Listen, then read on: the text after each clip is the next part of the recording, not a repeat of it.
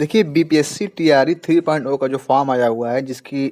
Form को भरने की लास्ट डेट 23 फरवरी है और विथ लेट पेमेंट जो है वो 25 फरवरी है। तो उस फॉर्म को भरने में जहाँ आपको दिखता है लैंग्वेज,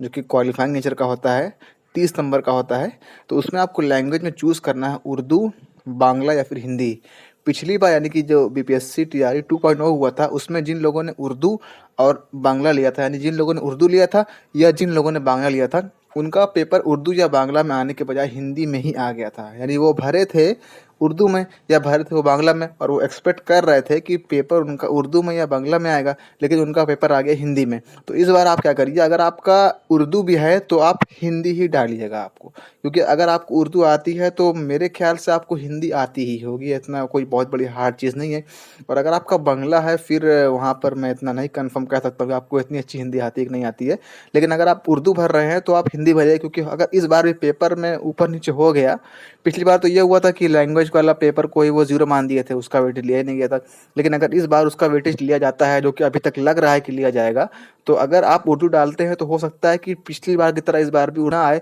तो आपका हो जाएगा कन्फ्यूज़न, और एग्ज़ाम में जो प्रेशर होता है उसका पूरा का पूरा असर आपके जो परफॉर्मेंस पर पड़ जाता है। तो आप बिना निश्चित होकर के,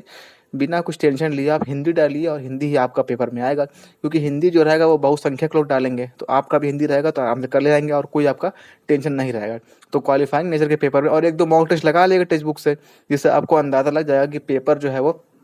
किस तरीके का आ रहा है हिंदी का। अगर मान लीजिए आपको हिंदी बिल्कुल ही नहीं आती है, तो अगर आप जाएँगे टेक्स्ट बुक खोलेंगे तो मॉक टेस्ट वाले सेक्शन में जाकर के लगा लीजिएगा। अगर आप मॉक टेस्ट का नहीं लेना चाहते हैं पेड वर्ज़न, तो फ्री वाले में भी कुछ ना कुछ आपको मिल जाएगा, जहाँ आप लाकर देख लेंगे, चेक कर लेंगे कि भैया किस तरीके का पेपर आ रहा है। तो मेरा ज़्यादातर बात ये है कि आप भरिएगा हिंदी, ताकि आप टेंशन से थोड़ा फ्री रहें।